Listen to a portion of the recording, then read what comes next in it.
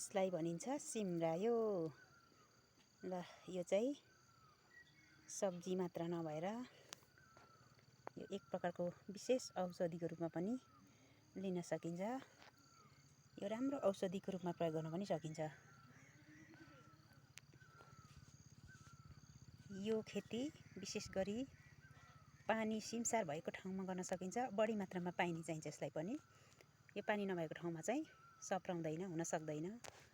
यहाँ चाहिँ अलि चिसो भएकोले यहाँनिर थोरै मात्रामा देख्न सकियो। यसको ठुलै बगान, ठुलै खेती पनि पाउन सकिन्छ र यो चाहिँ सब्जीको रूपमा अहिले खाने गरेको छ मान्छेले र यसलाई चाहिँ विशेष गरी यो औषधिको रूपमा प्रयोग गर्न सकिन्छ। यो धेरै राम्रो औषधि हो। यो चाहिँ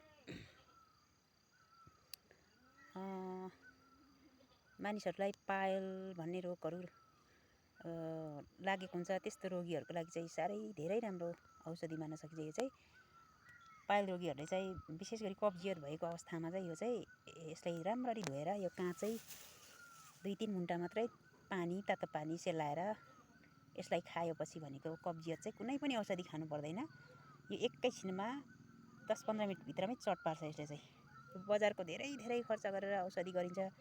धेरै महिना, धेरै हप्ता लाएर पनि निको नभएको कब्जियतहरू, पायलहरू पनि यसले चाहिँ निर्मूल पार्ने काम गर्छ।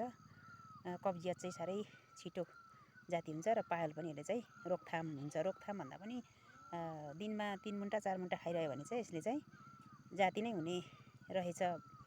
यो चाहिँ मैले प्रयोगको आधारमा पनि यहाँ देखाउन गइरहेको छु।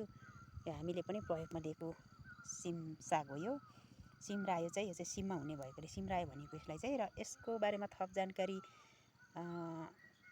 दिनु पर्यो, पाउनु पर्यो भने चाहिँ यो भिडियोलाई लाइक, कमेन्ट, सब्सक्राइब गरेर आउनुहोला। दर्शकबिनहरू भिडियोलाई सब्सक्राइब गर्नुहोला र थुप्रै यसको बारेमा थुप्रै जानकारी लिएर चाहिँ अर्को भिडियोमा आउने बाचासहित आजलाई म बिदा चाहन्छु।